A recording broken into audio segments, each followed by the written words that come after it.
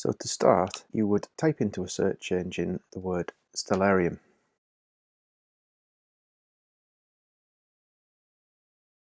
You come up with a couple of options. The first two are the Stellarium astronomy software. The second is the online star map. The software and the star map take you to the same kind of materials. The web online is probably the most accessible of the two. So when you click onto this, you may have to allow the website to use location. That's something I've already done, so it's taken me straight to a nearby location where I'm recording this.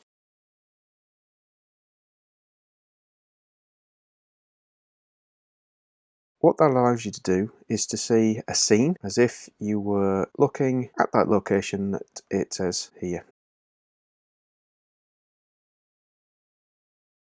Now if you click on that, that will tell you where you are. You can pick and choose or choose a different location if you want, and that allows you to either use auto location or not if you haven't enabled it already. So from this location you can see some marker points are identified, and I'm just clicking and dragging the mouse to allow me to rotate round and down and up. Now you'll see that it's daytime when I'm recording this, that the actual time is in the bottom of the screen. You can see east and head looking in the easterly direction. You can see there, I can see south, west and north. So this, when you're actually stood in that location, gives you an idea of which way you're looking. Now depending on whether you've got the right features enabled on your device, whether that be a computer or a mobile device, this may well allow you to do this automatically. Putting this onto a mobile phone can actually superimpose view in the background and obviously the virtual view on the screen itself. Now there are several features which are really useful. So first of all, if you look up in the sky, you can start to see some objects. You can see where the moon should be. Now the question whether you can see the moon depends upon how much of its surface is reflecting the light from the sun. You can do something on here which you wouldn't do in real life, which is to look directly towards the sun. So if I was to stand outside and look at this at the moment, if I could see the reflection of the moon, I'd see it about there in the sky. So it gives you a kind of reference point. It allows you, at the bottom, there are a set of useful icons which can allow you to do certain things or take things away. So for example, you can take away the atmosphere. So if we didn't have an atmosphere on Earth, you would actually be able to see a range of different stars, and the only reason we can't see it is because the sun's light is scattered by the atmosphere, allowing that blue light to kind of pervade all the way through the sky. So if there was no atmosphere, this is exactly what you would see.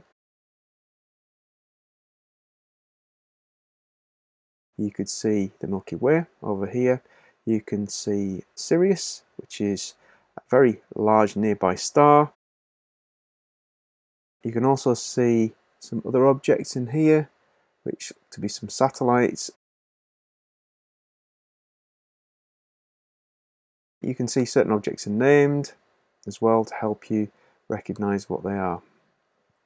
So you can see the constellation of Orion, and there we go, we've got a satellite popping in front of it as well. You can see where Venus would be, and you can see all sorts of constellations, things that you would perhaps recognize. You could find the location of Mercury as well.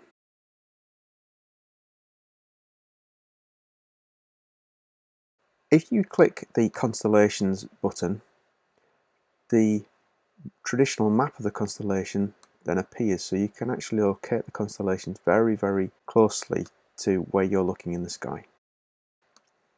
So if you find the moon, Leo is just above the moon at this point in time. Obviously we can't see it because the sun is out, but when it comes to night time and the sun isn't there, you can actually match those constellations up with your view, and it really does help with constellation identification.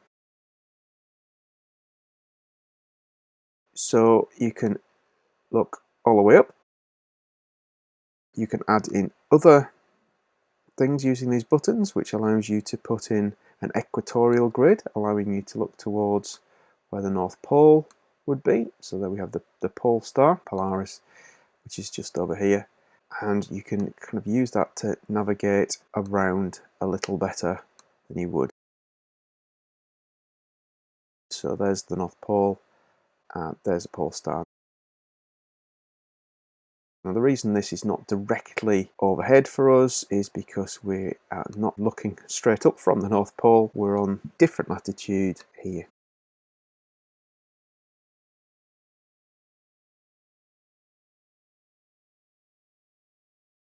You can remove the landscape, so that would give you what you could see if the horizon wasn't in the way. And that horizon is kind of marked with a kind of blurry line on here.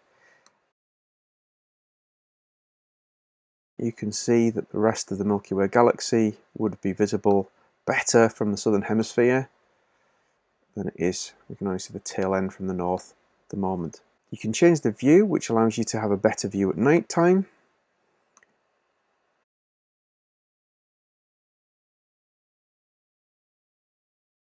And you can remove or add deep sky objects. So these are things that you can look at and click on and find here, the North American Nebula, find a little bit about it. If you click that button, they disappear in the notification. You can still find them, it's just they're not circled. So you can click on those and find out a little bit more about them.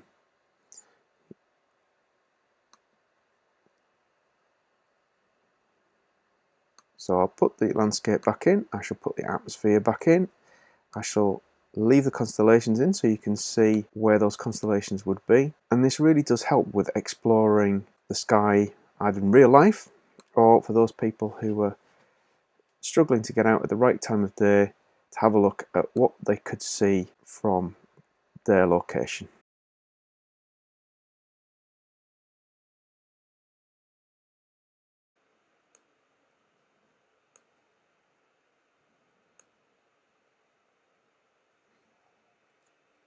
You can also use the search function at the top to help you find objects. For example, if you wanted to look for the International Space Station, the ISS, you can type that into the search at the top, click on that, and it will take you to where it is. Now, as you can see, I'm going to have to remove the landscape because it's not visible, and remove the atmosphere so you can see that. Retype it in so you can find it, and there we are. So the International Space Station is below the horizon at the moment. I'll try that with a familiar planetary object.